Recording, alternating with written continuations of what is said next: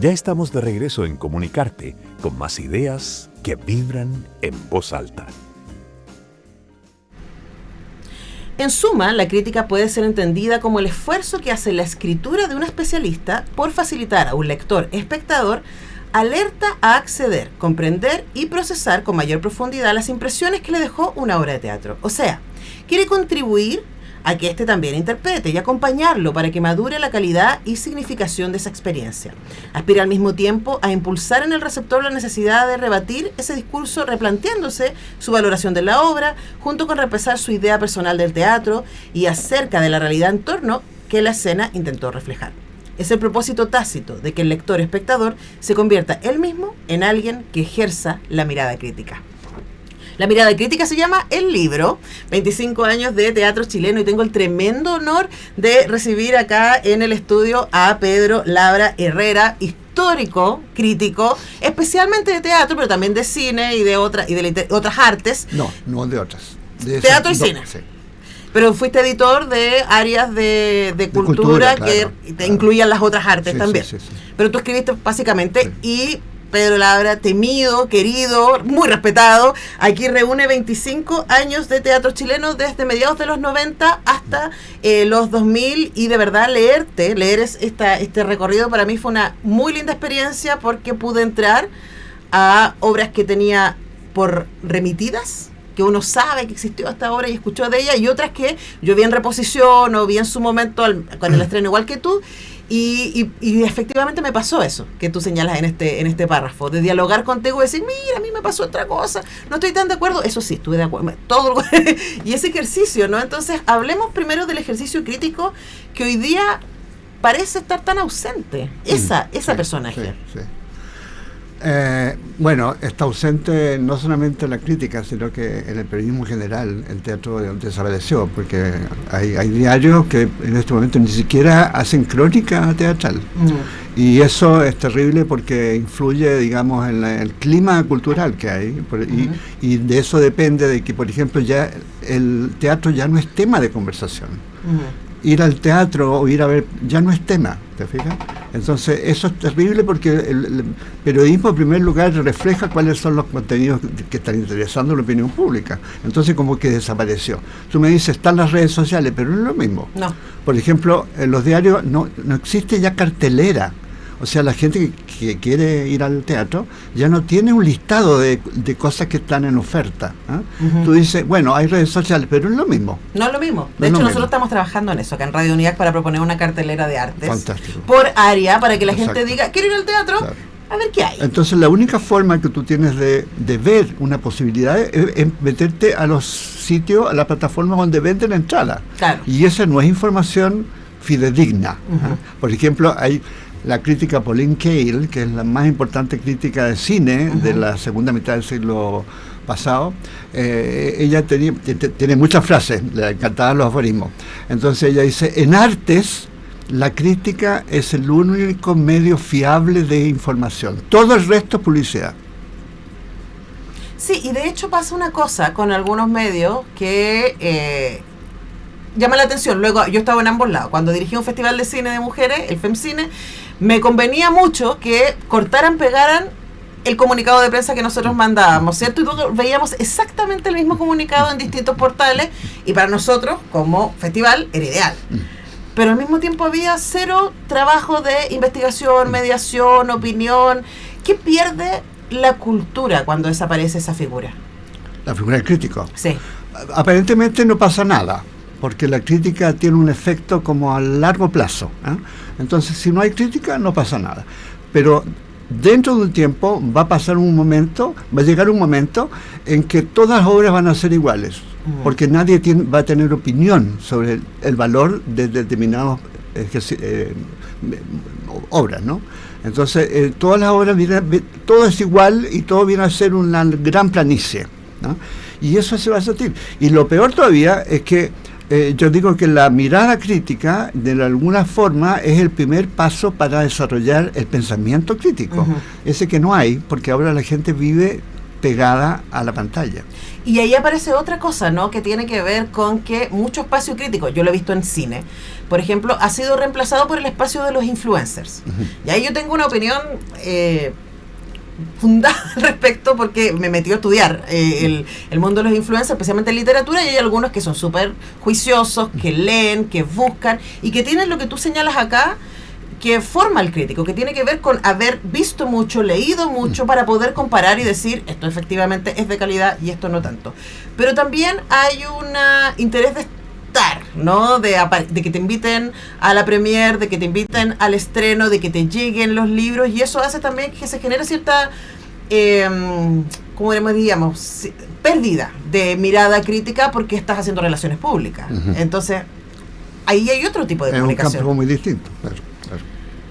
Entonces, ¿cómo hacemos hoy día? Estoy pensando si esa es la escena. Y ya no hay espacios como tú escribiste, 40 años en Cosa, 25 años en el Mercurio, y hoy día esos espacios no existen. ¿Cuáles que sientes tú que podrían ser los espacios para la crítica? Es que lo primero, antes que eso, lo que hace falta es que se reactive el teatro. Estamos en un periodo de involución del teatro. Después de la pandemia, después del estallido social del 2019, ahora con la inseguridad intelectual que hay, ¿no? Más encima que estamos en un país que está viviendo los efectos de una decadencia educativa en todo sentido, en un país en que la mitad de los chicos de cuarto básico no entienden lo que leen. Entonces eso tendría que moverse primero, para que haya actividad teatral y haya interés y necesidad de consumir teatro.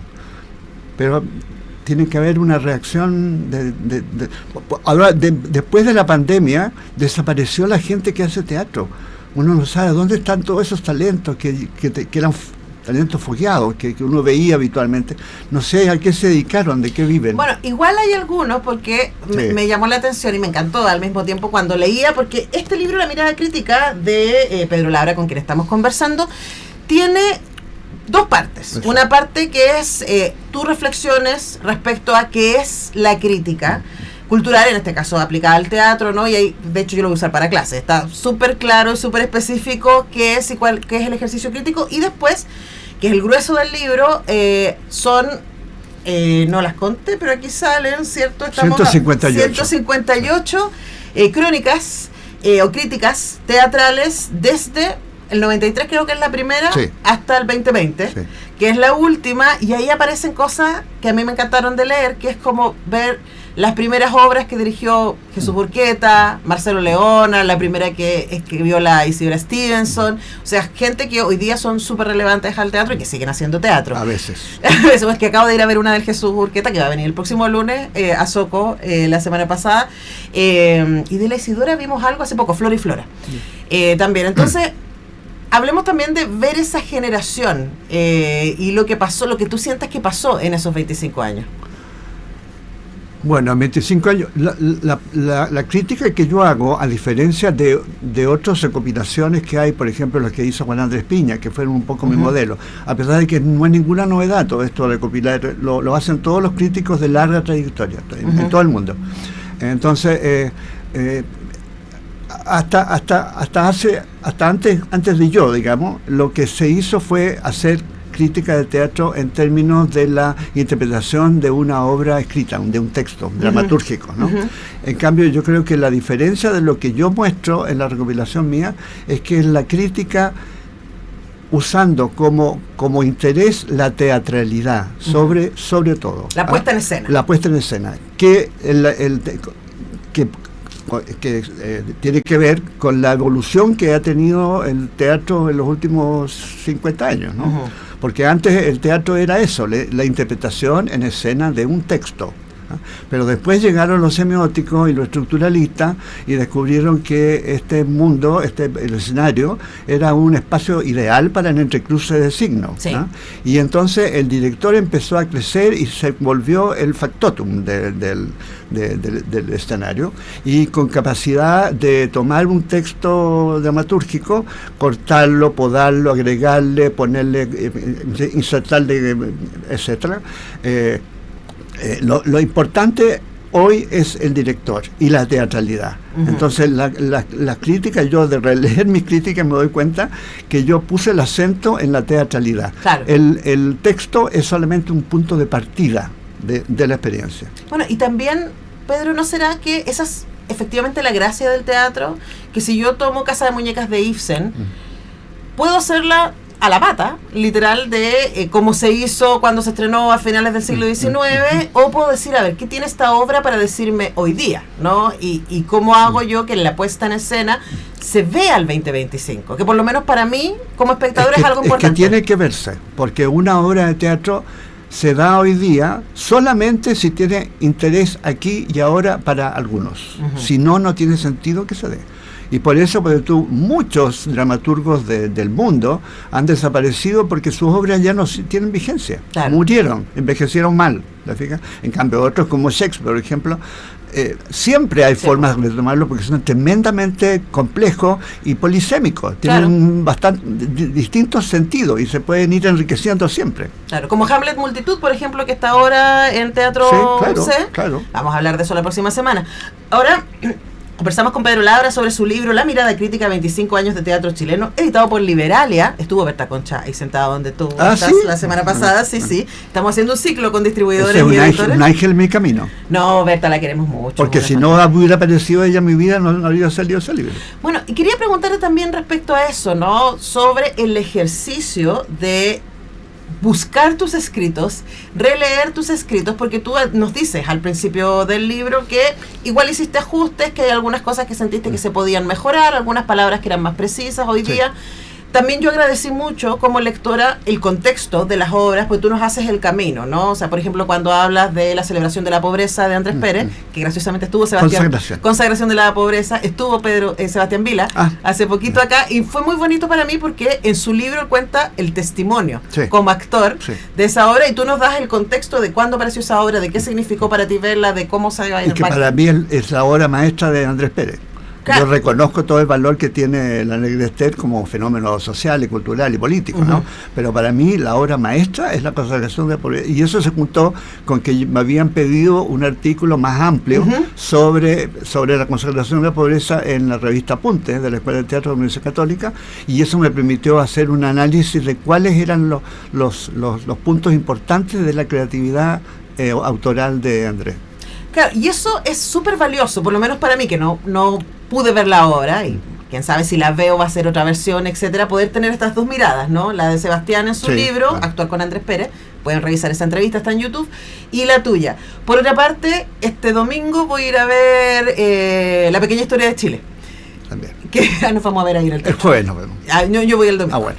Que es una obra de Marco Antonio de la Parra. Tú hablas acá en su estreno y me encantó leerlo también porque dije, bueno, me ayuda a pensar cómo esa obra fue entonces y con qué me voy a encontrar yo cuando vaya a verla. Se estrena este jueves y va a estar un par de semanas ahí en el Finisterra. Ahora, el kit del asunto es que una revisión o reescritura o una reposición de un montaje clásico es decir, hasta qué punto respeta la temática y el estilo original, y hasta qué punto se convirtió en una cosa nada que ver, porque de repente tú ves, por ejemplo, un Molière hecho un Shakespeare y tiene poco que ver con Shakespeare, ¿no? Entonces, pero al mismo tiempo el juego de la actualización, porque por ejemplo tú le dedicas unas lindas palabras a La Pérgola de las Flores, dirigida por Héctor Noguera, que se toma sus licencias, ¿cierto? Incluyendo hasta un personaje travesti, que por supuesto no estaba en la obra de Isidora Segers. Entonces hablemos de ese delicado equilibrio que debe existir en el teatro de mantener el sentido de la dramaturgia y al mismo tiempo hacerla contemporánea. Porque las revisiones siempre tienen que ver con el entorno cultural que los rodea, ¿no es cierto? O sea, cuando Héctor Noguera tomó La Pérgola de las Flores, o Fernando González tomó, por ejemplo, la ópera Tres Centavos, ¿no? Pusieron un travesti porque el travestismo y el problema de género está presente hoy. Entonces es imposible eludirlo, ¿no? Entonces de eso se trata, de que el teatro es un reflejo, el único reflejo vivo, espejo vivo de la condición humana, y como tal se cuela a través de las obras de teatro el entorno cultural, el clima sociopolítico que siempre está, incluso lo que estamos de acuerdo con Marco Antonio de la Parra, que escribió una cita en la cuarta etapa, que el teatro tiene una cualidad premonitoria, ¿no? El arte en general es premonitorio, ¿eh? Por ejemplo, si tú ves la crítica de Ocupación del Lictus se dio antes de que hubiera ninguna toma de colegio. Sí. Inventó lo de la toma, que después se hizo real. Si tú ves las obras de Marco Llayera, los textos, por ejemplo, de Luis Barrales, ¿no? Que son del año 2000, 2010, qué sé yo, estaba ahí el malestar social, que reventó el estallido 15 años después. Sí. Eso es premonición, po. No, y uno también lo pensábamos, y seguramente a la Muri también le pasó cuando estaba en USAC. Nosotros en la Chile pensábamos, es como la gente que dice no lo vimos venir, era como esta gente no está escuchando música chilena, no está leyendo literatura chilena, no está viendo teatro, porque quienes sí estábamos era como el malestar estaba puesto ahí. Claro. Ahora, lo bonito de tu libro, entre muchas otras cosas, por lo menos para mí, Pedro, tiene que ver con la idea de la revisión y de tener tu mirada de esto pasó entonces. Y quería preguntarte qué te pasa ahora, porque hacia el final del libro tú nos dices un montón de cosas que aparecen en estos 25 años, ¿no? Como por ejemplo el teatro testimonial. Aquí, por ejemplo, hablas de Los Arrepentidos, entre otras obras, ¿no? Empieza a aparecer la idea de que no actores se suban a teatro. Y una de las obras que tú celebras acá también tiene que ver con eso, con personas hablando al público que no tienen formación teatral. Otro tipo de experiencias y de ocupación de la escena teatral. Hablemos de qué sientes tú que en términos estéticos sucedió en esas 2 décadas y media. Fue, yo te digo, el último momento de buen teatro de calidad, de teatro de calidad que se daba en Chile. Y que se fumó. Porque ahora en este momento no pasa nada, o pasa muy poco. Pero afortunadamente está empezando a pasar, eso para mantener de esperanza, ¿no? Pero lo importante de mi libro, si tiene algo de importancia, es que salió en el momento justo para que la gente joven que no ha visto teatro vea que se puede hacer, que hay talento, ¿no? Y que se pueden hacer cosas maravillosas. Que hay que tener maestros, además, porque maestros no hay, ¿no? Y eso, ¿no? Y además que la gente entienda de que eso es básico, que uno no va al teatro a entretenerse, a pasar el rato, a olvidarse de la realidad. Uno va al teatro a verse reflejado, ¿no? Y el crítico Michael Billington, yo lo cito ahí varias veces, que es el emblema de la crítica del teatro occidental. Él dice varias frases con las cuales yo me identifico, y él cuando se jubiló del Guardian de Londres, él dijo varias frases notables, como por ejemplo: yo voy al teatro para enriquecerme a mí mismo. Uno va a verse reflejado y a decir si se parece o es distinto a las experiencias que está viendo en escena, ¿no? Sí. Y de esa forma tú repiensas quién eres tú, por qué estás en el mundo, cómo ves la realidad que está alrededor. De eso se trata, o sea, no de tratar de olvidarse y de que te hagan reír un rato. Es enriquecerse a uno mismo. Sí, a mí me pasa que si no salgo conmovida, inmediatamente pienso que la obra es mala, y yo sé que eso no es así. Pero que sí, puede que no, porque depende de la expectativa que tú tengas. Claro, ¿no? Pero me pasa, en general yo no investigo nada antes de ir a ver las obras, yo voy nomás. Esa es buena idea. Y veo que me pasa. Y cuando salgo, fui a ver Recuérdame mi vida el domingo, y salí con el corazoncito tan apretado, además porque es una obra sobre un Alzheimer joven. Yo lloré. Muy buena obra. Jesús Urqueta va a estar acá la próxima semana. Tiene cosas buenas y cosas malas, pero las cosas buenas no importan porque es tan profundo lo que y tan doloroso lo que hace que uno no puede mantenerse fuera. Y sin embargo la gente saca la pantalla y empieza, ¡oh, qué horror! Sí, quería preguntarte, antes que se me quedan 3 minutos, pero me parece muy importante aprovechar tu sabiduría, Pedro, que está en el libro, por supuesto, y nosotros se los recomendamos mucho de que lo consigan, no solamente la gente que le gusta el teatro, que va a poder discutir con Pedro Labra mientras lo lee, sino cualquier persona que le guste pensarse. Yo creo que aquí hay una historia de Chile en el teatro en los últimos 25 años. Pero como tú viste, tenemos ahí uno de nuestros pasantes, tenemos 6 pasantes que están trabajando con nosotros en Radio UNIAC, y ellos van a empezar a escribir columnas y críticas. ¿Cuál sería tu recomendación para hoy día los alumnos de periodismo que quieren empezar a escribir columnas y críticas? Primero, no solamente que te gusta el teatro, sino que sientas pasión por el teatro y que entiendas lo que es, ¿no? Y después empezar a ver, porque la opinión de un crítico, una persona que tiene mirada crítica, tiene interés cuando la persona tiene una cantidad de experiencia en su disco duro, ¿no? Tú no, si tú dices me gusta el pastel de choclo porque lo viste 2 veces, tu opinión no tiene mucha validez, ¿eh? Pero si has comido 50 pasteles de choclo, sí es importante que tú te acuerdes de que el pastel de choclo rico era el que te hacía la abuelita, claro, ¿no? O el que está en este lugar, exacto, en Pomaire específico. Claro, puede parecer un ejemplo nimio, pero resulta que la crítica también la comida también es crítica, en gastronomía. Y el placer de comer tiene además una serie de referencias culturales, emocionales, psicológicas. No es solamente comer. Bueno, ya lo saben entonces, nuestra recomendación es que vean, que se dejen llevar, que les pasen cosas, ¿no?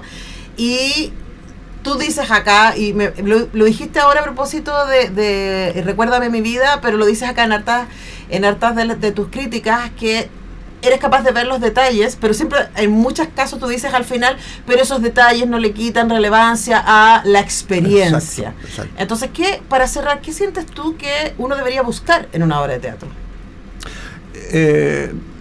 Yo creo que hay que sentarse en la butaca con espíritu abierto, solamente. Tú tienes una vaga idea de lo que es una obra, de que vas a ver, qué sé yo. Si hubiera buen periodismo con crónica periodística, tienes más antecedentes de lo que vas a ver. Pero ya que no los hay tanto, tú tienes que sentarte con la mente abierta, con la mente, el espíritu, la emocionalidad abierta, a ver qué te pasa. Bueno, y ahí escribir desde donde lo que a uno le pasa, ¿no? Claro. Ya hay mucho para aprender en este libro, La mirada crítica, 25 años de teatro chileno, de Pedro Labra Herrera, editado por Liberalia. Hemos tenido el honor de conversar con Pedro Labra. Gracias por venir. Gracias por invitarme. Un tremendo privilegio leerte y conversar contigo. Nosotros vamos a la pausa y vamos a estar hablando de cine a la vuelta. Ya veo que llegó Los lentes rojos de Alejandra Pinto.